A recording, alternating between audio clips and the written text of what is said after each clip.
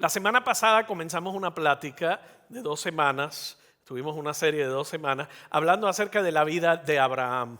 Y dijimos que nos encontramos con Abraham en el capítulo 15, en un momento donde él tiene grandes dudas acerca de Dios, tiene grandes preguntas acerca de las promesas de Dios para su vida y cómo Dios responde ante esas dudas y ante el incumplimiento aparente de sus promesas por el tiempo que había pasado.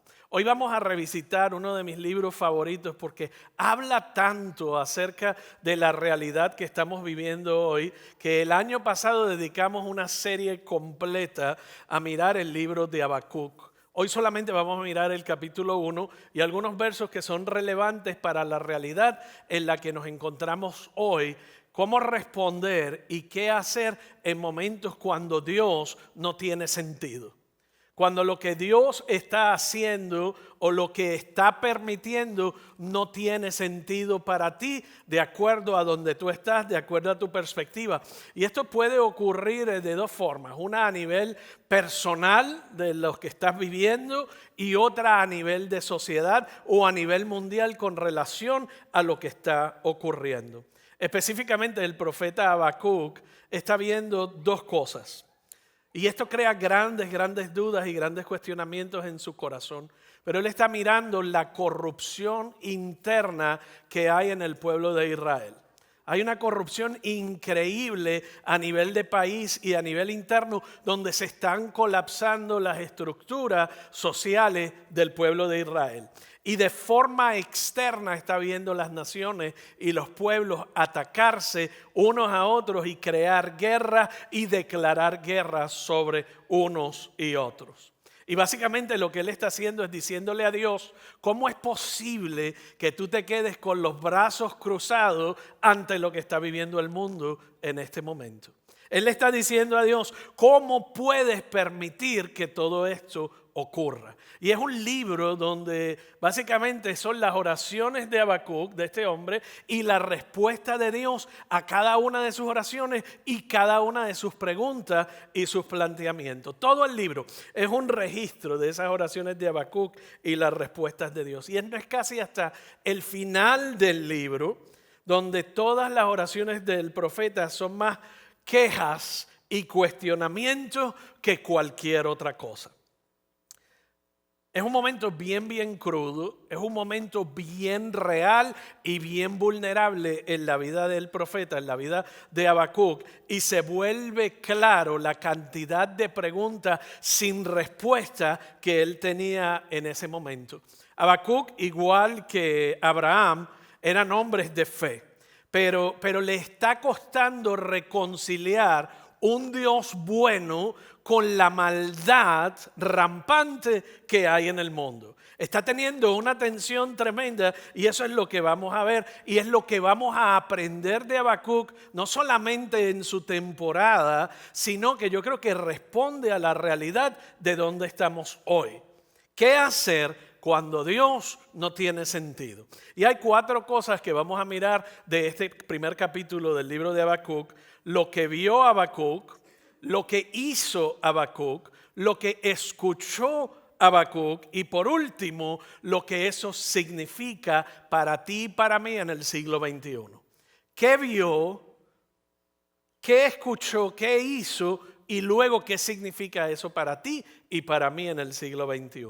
Vamos a ver primero qué vio Habacuc, los versos 2 al 4. Tendré siempre que ver estas maldades. Y piensa que te di un poco de contexto. Él está hablando de las maldades, la maldad alrededor del mundo y la está poniendo en plural. O sea, no es un tipo de maldad, sino que la maldad, las maldades, tendré que ver estas maldades. ¿Por qué debo mirar tanta miseria? Donde quiera que miro veo destrucción y veo violencia. Estoy rodeado de gente que le encanta discutir y le encanta pelear. La ley se ha estancado, no hay justicia en los tribunales, los perversos suman más que los justos. En otras palabras, los malos parecen estar ganando la batalla y parece haber más gente mala que buena. de manera que la justicia se ha corrompido. Y los pocos que hay encargados de la justicia están llenos de corrupción. El profeta está diciendo, donde quiera que miro, todo lo que veo es violencia, sufrimiento, destrucción, devastación, injusticia, agresión, maldad y dolor. Es casi como si el profeta estuviese mirando a Telemundo y la situación en Ucrania. Es casi como si estuviese mirando la situación que está alrededor del mundo y él no se puede quedar callado. Desde adentro ve la corrupción moral y desde afuera ve las amenazas militares contra Israel por parte de las naciones enemigas a su alrededor. Él dice, cuando miro hacia adentro de mi país, veo tiempos malos. Y cuando miro alrededor del mundo, veo tiempos malos. ¿Por qué no me escuchas, oh Dios? Es lo que le está diciendo él. ¿Por qué no haces nada? ¿Por qué toleras todo esto? ¿Por qué estás ausente? ¿Y por qué me has abandonado? Esta es la esencia de las oraciones de Habacuc durante todo el libro. Es este pequeño verso, sin embargo, en el libro de Eclesiastés, que nos hace a nosotros y a Habacuc cobrar conciencia y tener perspectiva de lo que está ocurriendo alrededor del mundo. Eclesiastés 9:12 dice, la gente nunca puede predecir cuándo vendrán tiempos difíciles. La gente nunca puede predecir cuándo vendrán tiempos difíciles porque nuestra tendencia, o por lo menos la mayoría de nosotros, la tendencia es que las cosas van a mejorar. Las cosas se van a poner mejor. Las cosas están un poco mal, pero se van a poner mejor. Como los peces, mira lo que dice Eclesiastés, como los peces en la red o los pájaros en la trampa, la gente queda atrapada por tragedias repentinas. Lo que Dios no quiere es que tú y yo quedemos atrapados por tragedias repentinas. Lo que Dios no quiere es que nuestra fe, diga fe, que nuestra fe quede atrapada por tragedia repentina como si eso fuese inesperado o tomase a Dios por sorpresa. No es que sea pesimista, pero tenemos que ser realistas. Estoy lleno de esperanza increíble acerca de la iglesia de Cristo, acerca de la movilización y el evangelio y hacia dónde irá empujando hacia las tinieblas o en contra de las tinieblas. Pero también miro y soy realista acerca de los días difíciles que tenemos por delante mientras el mal se sigue desatando en este mundo. Y yo quiero que tú tengas un poco de paciencia conmigo porque te voy a dar una porción o una perspectiva histórica que nos va a llevar a mirar el libro de Habacuc, mirar la historia, la experiencia del cristiano y luego la perspectiva de Dios a qué hacer cuando lo que Dios está haciendo no tiene sentido para mí. Cuando tú miras hacia atrás en la historia, tú ves dos tipos de periodos generalmente. Los buenos tiempos. Y esos son los buenos tiempos, es cuando la gente tiene esta actitud general de que las cosas se van a poner mejor. De que quizás tienes un mal mes, un mal año, pero en general las casas van a subir de valor, tus inversiones van a subir, las cosas para tus hijos van a estar mejor que lo que están hoy, la vida para tus nietos se va a poner mejor, la casa va a seguir subiendo de valor. Esa es la perspectiva de los buenos tiempos. Cuando la gente está viviendo buenos tiempos, eso es lo que se convierte en su perspectiva. Los malos tiempos, básicamente, cuando tú miras los buenos tiempos, los malos tiempos es totalmente lo contrario. Es cuando el sufrimiento subyacente te lleva a pensar de que las cosas van de mal en peor. Y ambas perspectivas generalmente están dictadas por la temporada que hemos vivido o las crisis o los buenos tiempos que hemos vivido. Cuando tú miras la historia de 1870 a 1910, sobre todo en las Américas y en Europa Occidental, era un periodo de buenos tiempos. 1870 a 1910, la gente pensaba las cosas se van a poner mejor. Es un mal tiempo, es un mal periodo, pero las cosas se van a poner mejor. ¿Qué ocurrió a principios del siglo XX? La Primera Guerra Mundial, la Gran Depresión, la Segunda Guerra Mundial y el Holocausto. Eso cambió la perspectiva de la gente y de mirar la vida como que los tiempos buenos están a punto de llegar, se convirtieron en ver la perspectiva desde los tiempos difíciles. Eso cambió la perspectiva de la gente en Europa y en Estados Unidos y en todo el mundo en general. Nadie pensaba en ese momento que las cosas iban a mejorar. De hecho, durante la década del 40, en Europa y Estados Unidos la gente se estaba muriendo de hambre. Piensa en esto por un momento, en Estados Unidos, y te iba a traer la foto, pero dije, bueno, no, está demasiado tétrico. Pero la gente se moría de hambre. Usted miraba al país de todo Estados Unidos y las imágenes captadas, y búscalas en la internet, y parecía un país tercermundista donde la gente estaba muertos de flaco, haciendo cola, fila para poder obtener una dona y un café. La perspectiva era que las cosas eran un tiempo difícil. Ahora, la pregunta para ti y para mí es, ¿dónde nos encontramos nosotros? ¿En un tiempo bueno o en un tiempo malo? Lo que Eclesiastés nos está diciendo, que ni el tiempo bueno ni el tiempo malo te agarre desprevenido y haga tambalear tu fe. Porque cuando tu perspectiva es producto de tu cultura y de tu experiencia y de tu propia historia, al momento en que vaya de forma contraria, tu fe tambalea. Y eso fue lo que ocurrió aquí.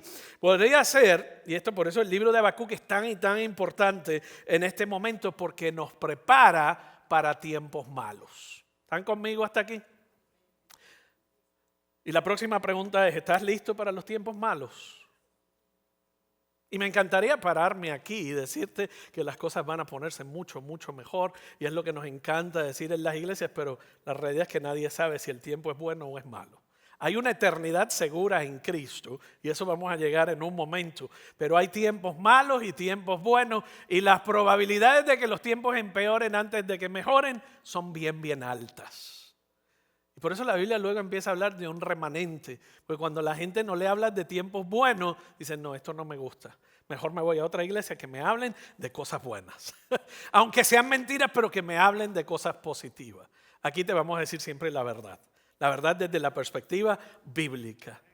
Habacuc vio tiempos malos y eso lo llevó a cuestionar a Dios. Eso fue lo primero, el primer punto era ese. ¿Qué vio Habacuc? Habacuc vio tiempos malos. Eso es lo que vio, pero en segundo lugar yo quiero que tú mires qué fue lo que hizo cuando vio tiempos malos. El punto 2, ¿qué hizo Habacuc? Y para entender cómo respondió Habacuc es necesario ver que él hizo dos cosas. Diga dos cosas. Él hizo dos cosas. Habacuc fue súper atrevido con Dios. Habacuc vio que la cosa no estaba bien, fue bien atrevido con Dios, haciéndole las preguntas que mucha gente ni se atrevería a hacerle a Dios, y por otro lado fue honesto con él. Fue atrevido y por otro lado fue honesto. Esas fueron las dos cosas que él hizo. De hecho, el verso 4 es donde nos dice, ¿por qué tú toleras tanto mal? Le está diciendo a Dios. No le está hablando de su amigo con quien se crió. No le está hablando a su cuate con quien están tomándose una taza de café. Él le está hablando directamente a Dios y le dice, ¿por qué tú toleras tanto mal? Eso en cualquier idioma es audaz, pero al mismo tiempo es honesto al desafiar y al retar a Dios. Unos versos más adelante es en realidad cuando él hace algo que es aún más notable y más audaz. Pero el libro comienza pidiéndole a Dios una respuesta. Habacuc ve el mal y le pide a Dios una respuesta y Dios básicamente le dice a Habacuc, es que si te doy la respuesta no te va a gustar lo que estoy a punto de decirte. Y Habacuc le dice, no, pero dímelo como quiera. Y una vez se lo dice, Habacuc le dice, es que no me gusta. Es casi una comedia tú ver a Dios con la conversación con Habacuc y Habacuc le dice, dime. Y Dios le dice, lo que te voy a decir no lo vas ni a creer. No lo vas a creer ni te va a gustar. Y él dice, dime. Y Habacuc le dice, ni me gusta ni lo entiendo. ¿Quieres verlo un poco? En Habacuc 5 al 6 dice, el Señor respondió, Habacuc le dice, dime y explícame qué es lo que está pasando. Y él le dijo, observa las naciones, míralas y asómbrate, pues estoy haciendo algo en tus propios días, algo que no creerían. En otras palabras, lo que estoy a punto de hacer es tan alto que está por encima de tu capacidad de análisis y perspectiva que ni tan siquiera vas a creer lo que voy a hacer, aun si alguien te lo dijera. Y luego pasa a decirle lo que es: estoy levantando a los babilonios, en otras palabras, el ejército más malvado del tiempo en aquella época, un pueblo cruel y violento. Dice Dios, los estoy levantando, marcharán por todo el mundo y conquistarán otras tierras. Esa es la respuesta de Habacuc y enfurece a Habacuc. O sea, Habacuc se molestó tanto y tanto y tanto con Dios que nuestra traducción al español no lo capta de la misma forma en el que el hebreo original expresa el coraje, la ira que le dio y la furia que le dio a Habacuc con Dios. Y Habacuc responde de la siguiente manera: tú, Señor, que en otras palabras existes desde la eternidad, en otras palabras, tú que eres el eterno, tú que eres santo y eres inmortal, tú, Señor, que lo has puesto para hacer, has sido puesto para hacer justicia, tú que eres una roca. Y todo, tú no sé si lo puedes percibir, pero hay un tono irónico en la voz de Habacuc. Él no está adorándole, él le está diciendo: tú que se supone que eres santo, que eres una roca, que eres todo justicia, tú has puesto a ejecutar ese castigo. ¿Son tan puros tus ojos que acaso no puedes ver el mal que rodea al mundo en este momento? ¿No te es posible ni tan siquiera contemplar el sufrimiento? Porque entonces toleras a los traidores. ¿Por qué guardas silencio mientras los impíos se tragan a los justos? Él no se está acercando a Dios con cortesía y respeto aquí, porque está molesto con Dios.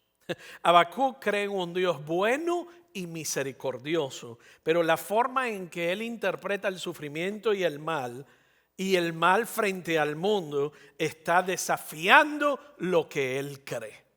En otras palabras, le está rompiendo a Habacuc los esquemas que él tiene de un Dios bueno, que cómo permite tanto mal y que ocurran estas cosas y que sin embargo no haga nada. Él le está diciendo a Dios: mira a Israel simplemente. Tú dijiste, oh Dios, que tú ibas a traer la salvación del mundo a través de Israel. Y ahorita, por hoy, está lleno de corrupción y encima de eso se desmorona por dentro. Y encima de eso vas a mandar un ejército a los babilonios que se los lleven cautivos y los destruyan. ¿Cómo es posible que tú traigas salvación y algo bueno salga de eso? Y eso es lo que él está preguntando. ¿Por qué hay tanto mal? ¿Por qué hay tanta injusticia? Y le ruega a Dios que le responda. Y cuando Dios finalmente lo hace, su respuesta lo enfurece. Él ora de nuevo. ¿Cómo es posible que los babilonios conquisten al mundo conocido? Esclavicen tu gente.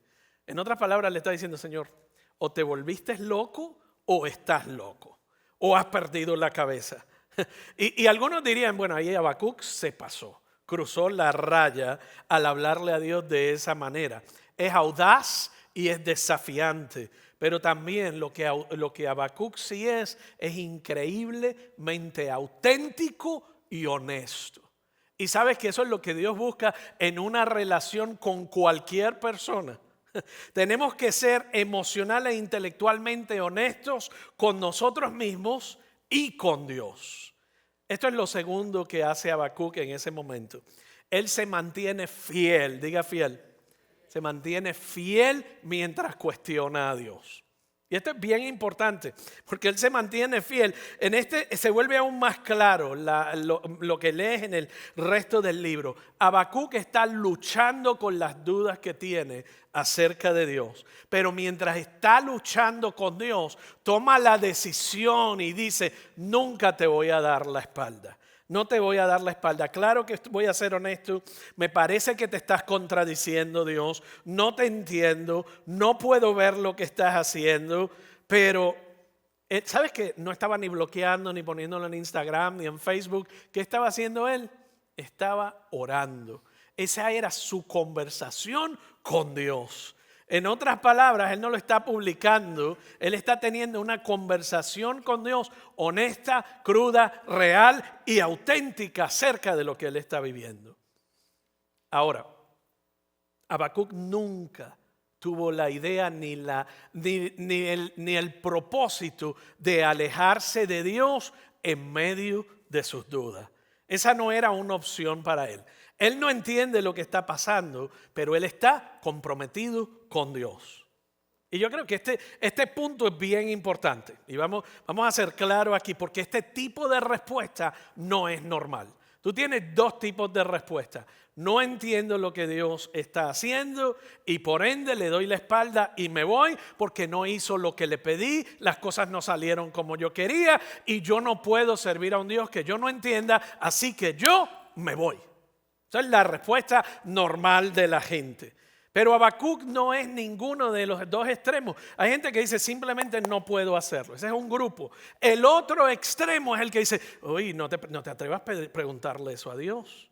No te atrevas a hablarle a Dios de esa manera porque te va a caer un rayo. Tú, aunque no te caiga bien, aunque no lo entiendas, tú sigues hacia adelante calladito, bien portado y como si tuvieras las emociones bajo control, aunque no las tengas. Esas dos son las respuestas humanas. O pretendo que no tengo preguntas y me vuelvo un hipócrita en mi relación con Dios, porque hay gente que me ha dicho no le hables a Dios de esa manera, o doy la espalda a Dios en mi cuestionamiento. Pero ¿qué hizo Habacuc? Ninguna de esas dos. Para él dijo, para mí ninguna de estas es una opción. Yo voy a ser honesto con Dios. Yo le voy a hablar porque Él conoce mi corazón. Él conoce mis emociones. Y yo le voy a hablar de lo profundo de mi corazón. Pero nunca va a ser una alternativa alejarme de Él. Porque si soy poco en Él, ¿quién seré fuera de Él? ¿Qué opción puedo conseguir fuera de Él? Ese es Habacuc. Y esa es una de las cosas que aprendemos de lo que Él hizo. Lo que Habacuc está diciendo es realmente bien raro, pero lo encuentras en el Salmo 88, lo encuentras en el Salmo 39. De hecho, al final de esos salmos los salmistas le dicen a Dios, déjame en paz, déjame solo, en otras palabras, no puedo bregar contigo, pero nunca te voy a dar la espalda, nunca te voy a dejar. No entiendo lo que estoy viviendo, pero nunca te voy a dejar. Eso fue lo que hizo Habacuc. Lo ves en lugares bien específicos en el libro de Job, donde Job cuestiona a Dios de forma profunda, lo hace tan fuerte como lo hizo Habacuc. Lo ves en el profeta Jeremías, él hace el mismo tipo de cosas. Toma ese mismo acercamiento. Están realmente enojados, están molestos y están confundidos con lo que está ocurriendo.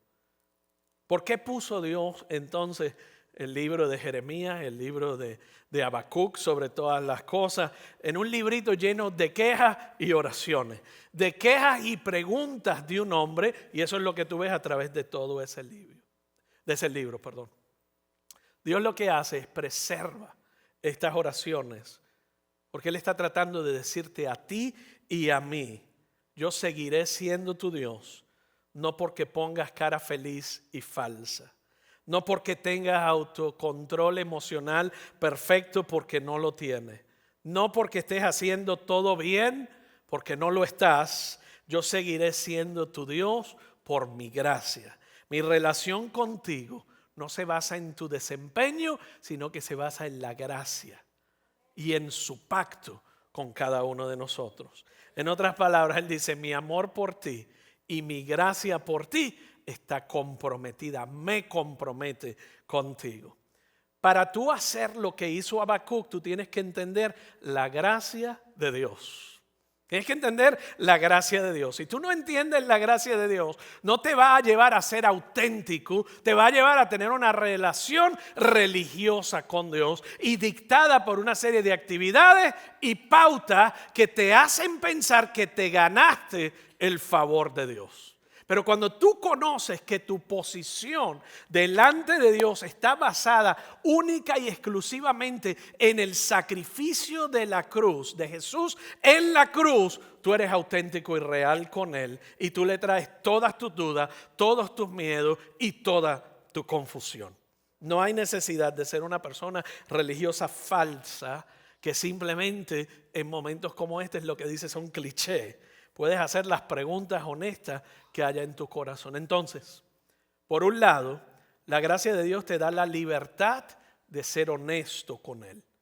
Pero por otro lado, su gracia te convence de que no hay lugar para encontrar refugio en esta vida fuera de Él.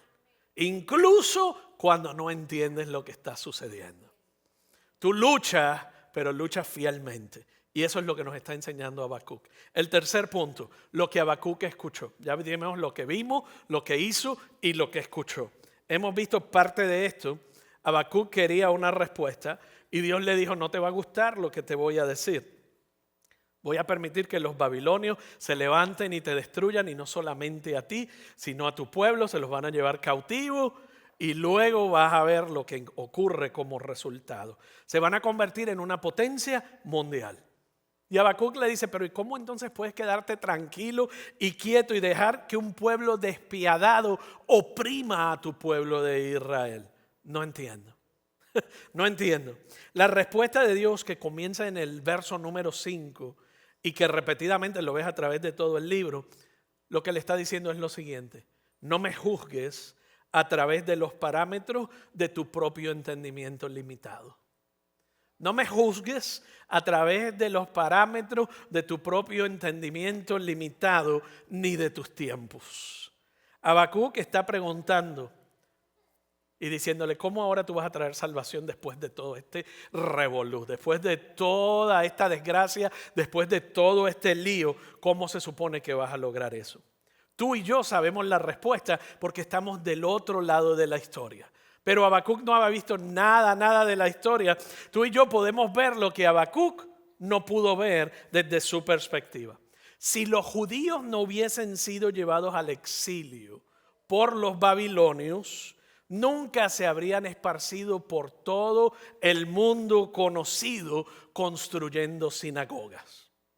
Y escucha por qué esto es importante. Cuando tú vas al libro de los Hechos, te das cuenta que los primeros, los que reaccionaron de forma más positiva, eran estos judíos que estaban dispersos por todo el mundo conocido, habían creado sinagogas, y en estas sinagogas gente que no eran judíos habían comenzado a asistir a esa sinagoga y se convirtieron en los primeros cristianos alrededor de todo el mundo, y así es como avanza la fe cristiana a través de todo el mundo.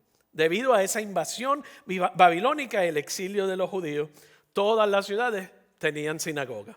Cuando Jesús vino y el cristianismo comenzó a extenderse, fue a través de eso, pero mira cómo se alineó toda la historia. Los babilonios conquistan a los judíos y luego los griegos conquistan a los babilonios. Y como los griegos conquistan a los babilonios, básicamente todo el mundo aprendió algo de griego. Lo que significa que ahora en el mundo conocido, literario y donde se tomaban las decisiones importantes, todo el mundo hablaba algo de griego. ¿Usted sabe en qué idioma se escribió el Nuevo Testamento? En el griego. En el griego. No solamente vinieron los griegos e invadieron a los babilonios, luego los romanos capturaron a los griegos, y ahora se crea una etapa en el mundo, y esto lo puedes ver en la historia, lo que llaman la Pax Romana, 200 años de paz, a través de las cuales se crea una red de carreteras, y esa red de carreteras permite que el evangelio sea esparcido por todo el mundo conocido. En otras palabras, lo que no le tuvo sentido a Habacuc era parte del plan grandioso y más amplio de lo que Habacuc podía entender. Dios estaba tramando algo mucho más grande de lo que él podía ver, entender, y te prometo, Dios está tramando algo mucho más grande en tu vida, en tu crisis, en tu dolor y en tu circunstancia y en el mundo entero. Dios no cambia, su estrategia no cambia, porque su plan es que todo el mundo lo conozca. Cuando tú miras hacia atrás, te das cuenta que Dios realmente estaba obrando. Cuando los chinos, el comunismo, toma a China en el 1949, había cientos de miles de misioneros. Y en 1953 todos estos misioneros tuvieron que abandonar China. Y la mayoría de ellos eran norteamericanos, venían de Estados Unidos.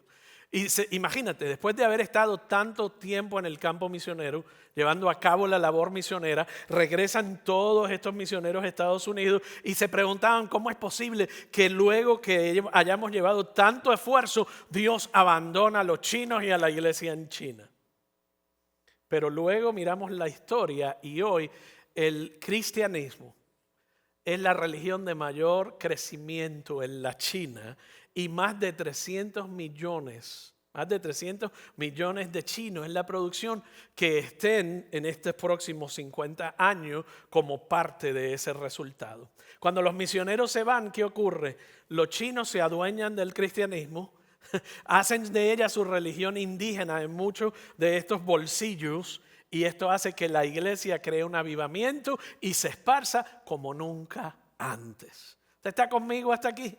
Entonces, esta no es nada más que la historia de China o no es nada más que la historia de Israel y Babilonia. Es la historia de Dios en su persecución incansable por la humanidad. Cuando tú piensas en José, usted se acuerda José de la Biblia, ¿verdad?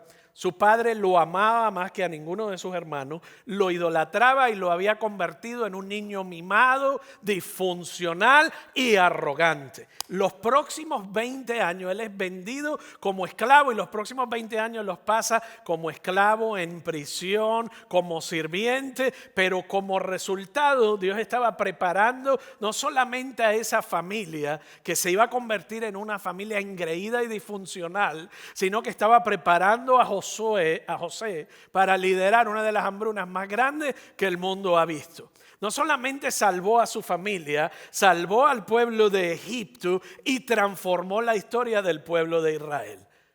De hecho, José dice, lo que ustedes intentaron hacer para destruirme, Dios lo ha tornado para bien. No es una historia única en la vida de José. Tú y yo somos como Habacuc. Tú y yo vemos la historia repetida y no solamente la historia, sino las escrituras lo comprueban, que no tenemos que entender, solo tenemos que confiar. Piénsalo de esta manera.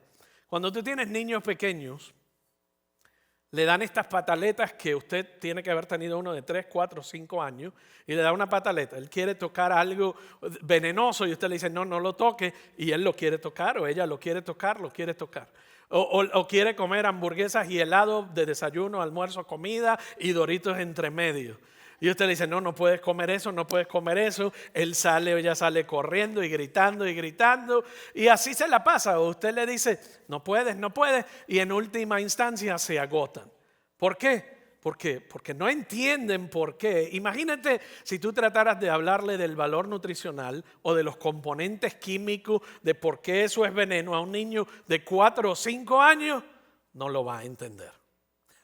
Pero lo mismo ocurre, la distancia entre nuestra capacidad y la capacidad de Dios es más grande que la capacidad de un niño de 5 años y sus padres. Sus caminos son mucho más altos que nuestros caminos y sus pensamientos mucho más altos que los nuestros. Decir que Dios tiene que tener sentido para ti no tiene sentido. Decir que tú tienes que entender a Dios para poder servirle no tiene sentido. Decir que una persona finita tiene que entender a un Dios infinito es algo realmente irracional. Si te alejas de Dios, cuando Él no tiene sentido, estás demostrando menos madurez que un niño pequeño. Porque estos niños de 3 y 4 y 5 años, cuando le pasa la pataleta, vienen donde ti porque saben que allí está su seguridad, que allí está su fuente. Pero hay adultos que dicen, no entiendo a Dios y me voy. Habacuc escuchó a Dios decir, no me juzgues a través de los parámetros de tu propio entendimiento limitado. Confía en mí inclusive cuando no tenga sentido para ti. El último punto, y con esto cierro. ¿Qué significa todo esto para ti y para mí? Las mismas cosas, y quiero que escuches esto porque las mismas cosas que tú ves en Habacuc están modeladas en la vida de Cristo. Lo que tú ves en la vida de Habacuc lo ves en la vida de Jesús. Jesús es el Habacuc por excelencia. Sintió lo que muchos de nosotros sentimos o estamos sintiendo en este momento. Piensa, por ejemplo, en el huerto de Getsemaní. Piensa en el huerto de Getsemaní. ¿Qué hace Jesús? Tiene una conversación bien profunda y genuina con su Padre. Y le dice, ¿habrá otra manera de hacer esto? ¿Habrá otra manera de hacer esto? Porque lo que me espera está duro, está fuerte. Me vas a abandonar, me van a crucificar en esa cruz. Voy a cargar el pecado del mundo entero, los que estaban vivos y los que no. Voy a cargar. ¿Habrá otra forma de hacer esto diferente? Porque no entiendo. En otros momentos él está diciendo, o sea, tú eres Dios. Si tú quieres, tú puedes hacer esto de otra manera. Pero ¿sabes qué?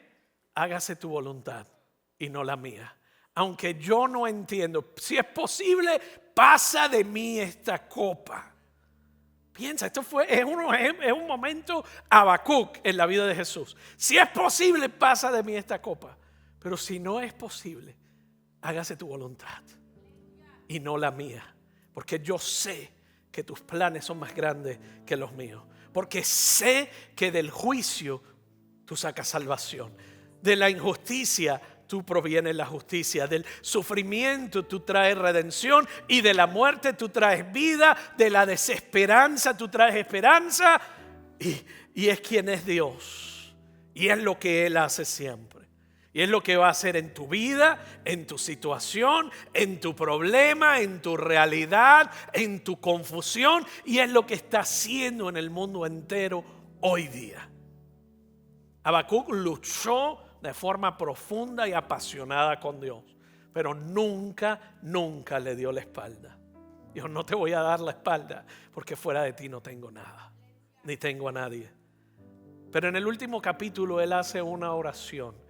Y en este momento, en este instante, sea a nivel personal, que tu crisis y tu crisis de fe o tu confusión es tan grande en este momento que te lleva a cuestionar a Dios. Sigue cuestionándolo, pero no lo abandones. Él puede lidiar con tus preguntas, Él puede lidiar, era lo que hizo con Habacuc, pero no lo abandones. Habacuc al final de esto dijo, al oír esto, me estremecí por dentro. Hay traducciones al español que dice, al oír esto, me temblaron las rodillas. Dice, era tan fuerte lo que acabo de escuchar.